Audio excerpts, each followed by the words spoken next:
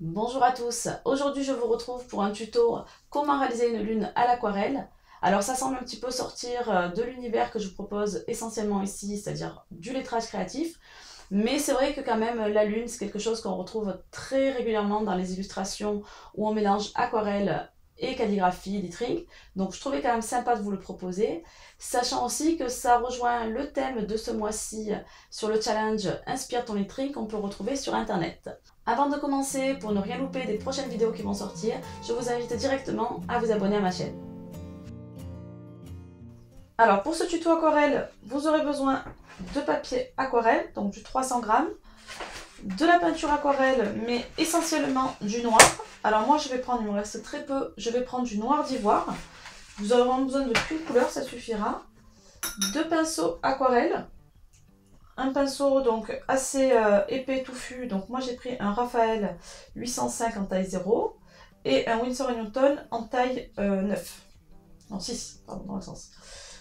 De l'eau, un torchon, un crayon fin type Critérium et de la gomme. L'idéal serait la gomme mie de pain. Et si vous avez un compas, si vous n'avez pas, vous faites comme moi, vous prenez un pot rond pour pouvoir faire votre base de lune. Alors dans un premier temps, donc, on va au centre de notre feuille déposer soit avec notre compas, soit avec notre pot, le cercle donc avec le crayon vraiment en appuyant très très légèrement, parce que le but c'est qu'il ne se voie quasiment pas à la fin.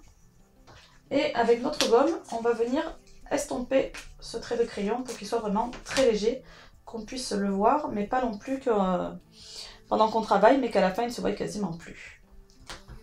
Donc avec la gomme mie de pain, l'avantage c'est qu'on peut tamponner comme ça pour venir vraiment estomper les traits. Voilà, une fois que c'est fait, on va venir donc prendre notre noir, ici, et une palette, où on va venir déposer donc les couleurs. Dans un premier temps, ce qu'on va voir, c'est qu'on va prendre, je vais mettre mon seau d'eau ici, comme ça vous verrez mieux. Donc j'oublie pas de bien essuyer mon pinceau et de tamponner éventuellement sur le torchon. Je vais prendre mon noir et je vais venir déposer ici un maximum de pigments donc dans ma palette.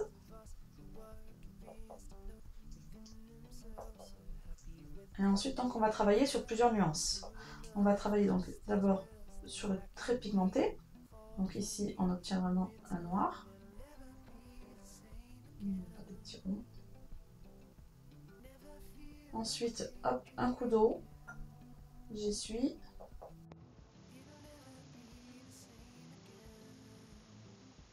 Un coup, j'essuie. Je fais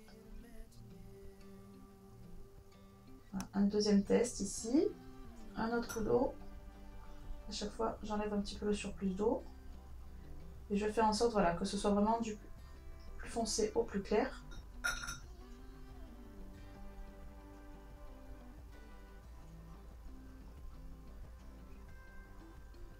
Donc on va vraiment jouer sur ces nuances-là pour venir faire notre lune.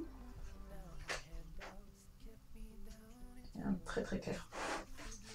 Donc dans un premier temps, je vais rincer mon pinceau. Et je vais venir déposer de l'eau dans tout mon cercle. Alors on peut vraiment avoir un léger gris, c'est pas grave, tant mieux, c'est ce qu'on veut de toute façon. Ensuite vous allez voir dans une deuxième étape. Donc je longe vraiment le bord de mon cercle.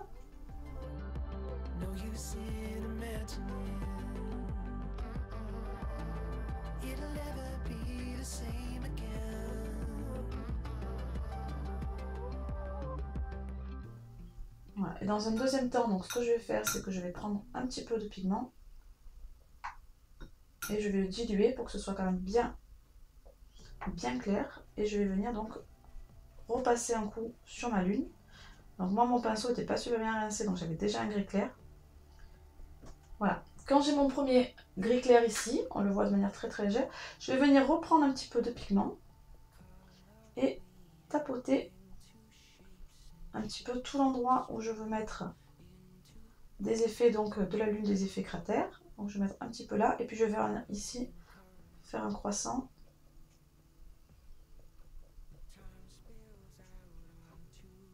Alors là, on est vraiment encore sur un gris très clair. On est toujours sur la deuxième teinte ici.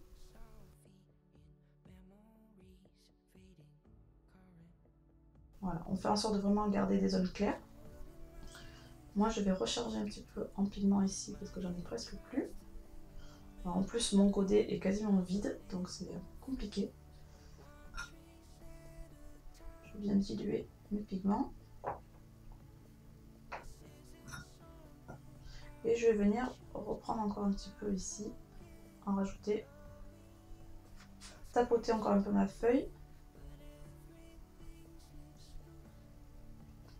Voilà, j'essaye de garder, faire en sorte de voir du clair, du gris, à peine un peu plus foncé, voilà. De jouer vraiment sur les nuances comme ça. Et d'espacer. Donc là, je viens faire un petit peu mon bord de lune. Et on voit vraiment ici, en fait, la peinture, hein, vraiment les pigments qui se diffusent et qui vont venir former les petits cratères qu'on cherche à avoir. Donc là, je vais essayer d'en faire un peu plus gros, par exemple, sur cette zone.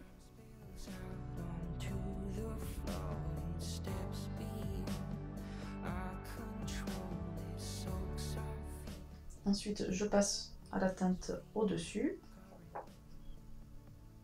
Légèrement d'eau, j'essuie. Et je viens un petit peu en fait tapoter mon centre. Je reprends un peu des pigments si j'en ai pas assez.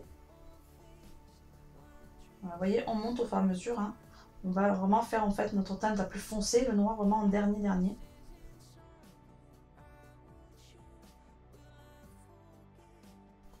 On essuie bien notre pinceau et on va venir maintenant prendre notre teinte la plus foncée.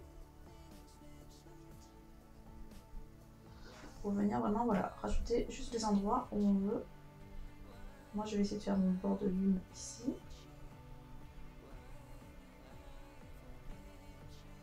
Il faut vraiment voilà, que notre papier soit encore mouillé, donc on travaille quand même assez vite pour éviter que ça sèche. Et en fait ça permet justement au pigment donc, de se diffuser et vraiment de faire ce côté vraiment cratère des effets de la lune. Je vais mettre un petit peu de noir dans le centre.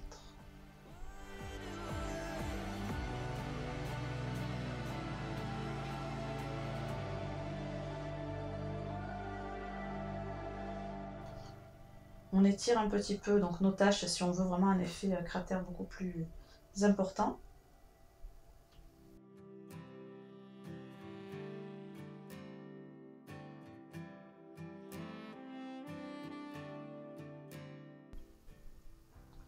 Là, on va laisser sécher un petit peu.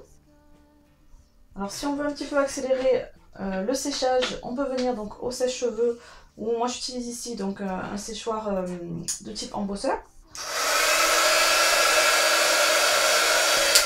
Voilà, vraiment léger de manière à avoir encore un petit peu d'humidité quand même sur notre feuille. Donc ici je rattrape un petit peu mon contour. Alors on ne cherche pas quelque chose de hyper vraiment net au niveau du contour, hein, puisque de toute façon la lune en elle-même n'est pas nette. Et je vais venir donc prendre un pinceau un petit peu plus fin, donc ici mon taille 6 de Winsor & Newton, j'arriverai pas, c'est 6 ou 9, c'est 6. Et on va venir donc prendre un petit peu des pigments encore, assez foncés quand même. Et on va venir un petit peu tapoter l'intérieur.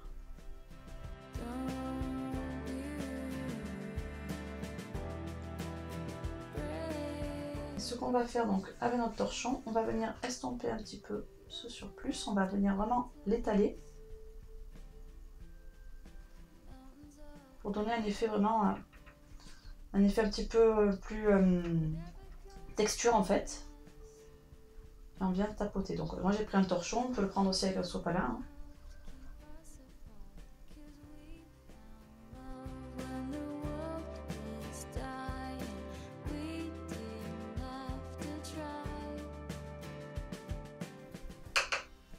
Si, voilà, moi je trouve que j'ai trop de clair ici, donc je vais venir un peu rajouter un petit peu de foncé encore.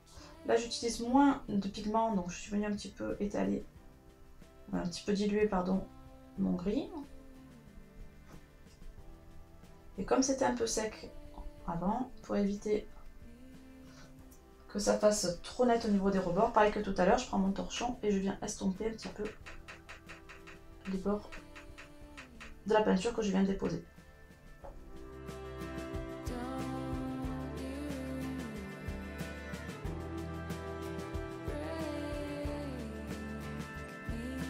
ensuite donc on laisse bien sécher la peinture. Alors je vais vous montrer rapidement une petite lune avec, si vous n'avez pas de peinture, donc avec des feutres aquarellables. Donc ici j'ai pris des Tombow, des ABT Brush Pen de la marque Tombow, donc du gris clair, enfin pareil que tout à l'heure, on part du gris clair au gris plus foncé. Si vous en avez un ou deux sur le même principe ou que du noir, sur le même principe que tout à l'heure, vous allez pouvoir jouer donc en fonction de l'eau sur le dégradé.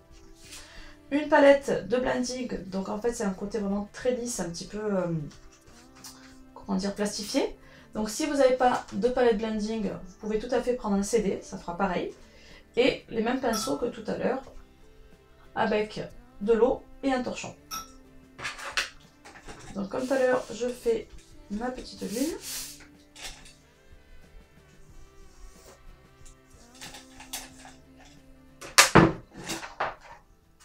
Je vais venir à nouveau estomper mon trait. Et je vais venir donc prendre ma palette de blending, déposer pas mal d'encre de mon feutre gris clair. Et avec mon pinceau, donc cette fois-ci, je vais bien quand même l'essuyer de manière à ce qu'il n'y ait pas trop d'eau. Parce que vous voyez, ça se dilue vite en fait sur la palette, donc sur le CD. Ça fait quand même pas mal d'eau. Et là, je vais venir comme tout à l'heure. Le principe est le même en fait, hein, mais avec les feutres aquarellables.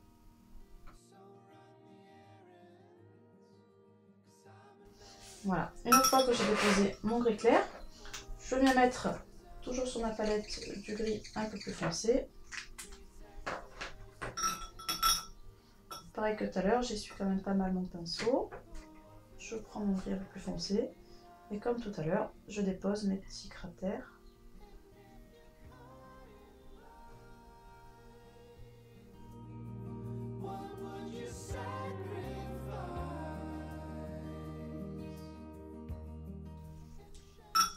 Ensuite, je prends un gris un peu plus foncé. Je dépose comme sur ma palette comme tout à l'heure et je recharge mon pinceau. J'hésite pas à le tamponner un petit peu sur le torchon si c'est nécessaire. Voilà, pour éviter vraiment d'avoir trop d'eau.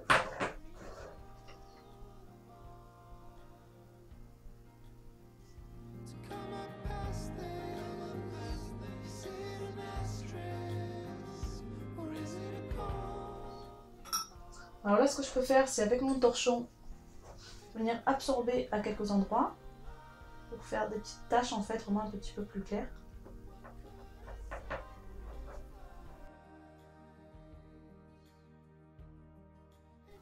Et maintenant, je vais passer donc au noir.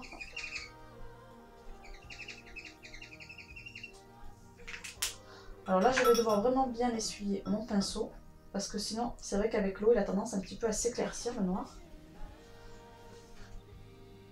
Vous voyez, on n'obtient pas un noir noir, on obtient vraiment un gris plutôt foncé, quand il est dilué comme ça avec l'eau.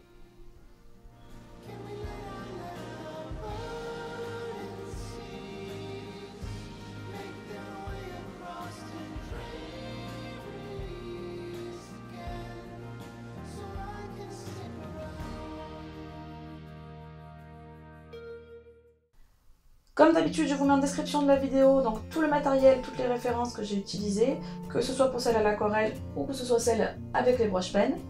Dites-moi laquelle vous préférez en commentaire. Est-ce que vous préférez plutôt foncé ou plutôt clair au brush pen? Moi je vous dis à bientôt et n'oubliez pas de vous abonner à ma chaîne pour être informé des prochaines sorties.